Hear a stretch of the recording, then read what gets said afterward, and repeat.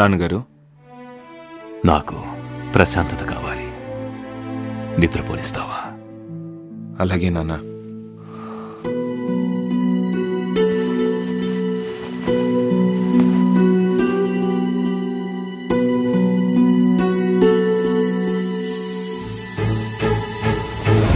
నాన్నగారికి ఏమైంది?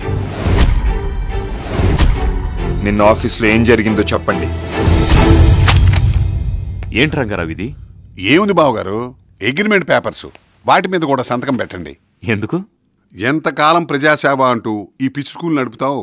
అదే లెక్కనే నమ్ముకుంటే కోట్లు కోట్లు సంపాదించవచ్చు. రంగారావు, రోడ్డు మీదున్న నిన్ను జాలిపడి చేరదీశాను. నీ కూతుర్ని నా ఇంటి కోడలిగా చేసుకున్నాను. అది అలుసుగా తీసుకొని రెచ్చిపోవద్దు. పిచ్చి బావా, ఈ ప్లాన్ అంతా నీ బాగా కోసమే వేశా. అక్కర్లేదు, నా టైం వేస్ట్ చేయొద్దు. వెళ్ళిక్కడి నుంచి. నన్ను చాలా తక్కువగా అంచనా వేస్తున్నావు. ఏం చేస్తావు?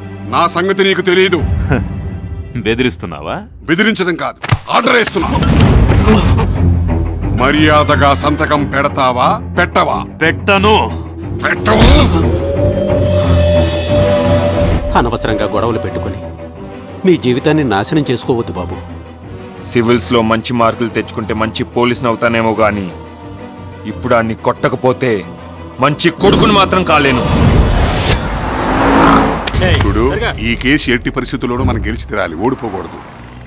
సారా ప్యాకెట్లకి సాక్ష్యం చెప్పే దొంగ సాక్షులు ఎంతమంది ఉండగా మనం కేసు ఎలా ఓడిపోతాం సార్?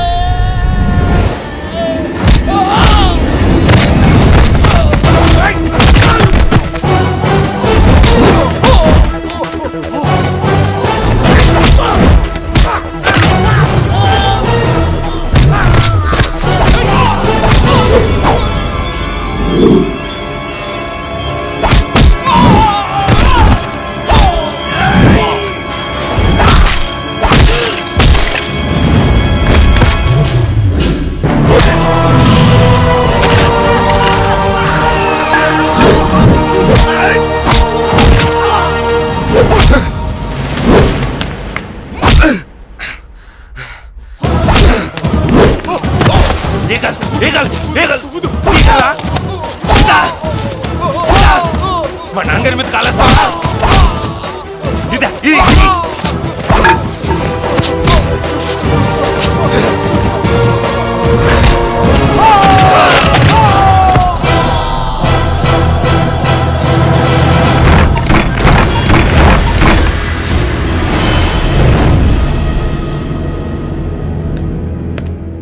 హలో, ఎస్ఐ ఇక్కడ, రైటర్ అక్కడ, ముందిట్రా.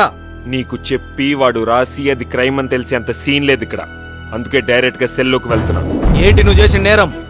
మా నాన్నగారి మీద చేయి చేసుకున్నాడని రంగారావు అనే గాడిద కాలు విరిచేశారు. జరిగిన వాస్తవాన్ని బట్టి నందీశ్వరుడు ఎలియాస్ నందు అనబడే ఈ ముద్దాయి తన తండ్రికి బియ్యంకుడైన రంగారావుపై ఉద్దేశపూర్వకంగా దాడి చేసి కాలు విరగ్గొట్టినట్టు తానే స్వయంగా ఒప్పుకున్నందున ఐపీసీ 320, 322, 323 సెక్షన్స్ ప్రకారం అతనికి 1000 రూపాయల జరిమానా, 6 నెలలు జైలు శిక్ష విధించడమైనది.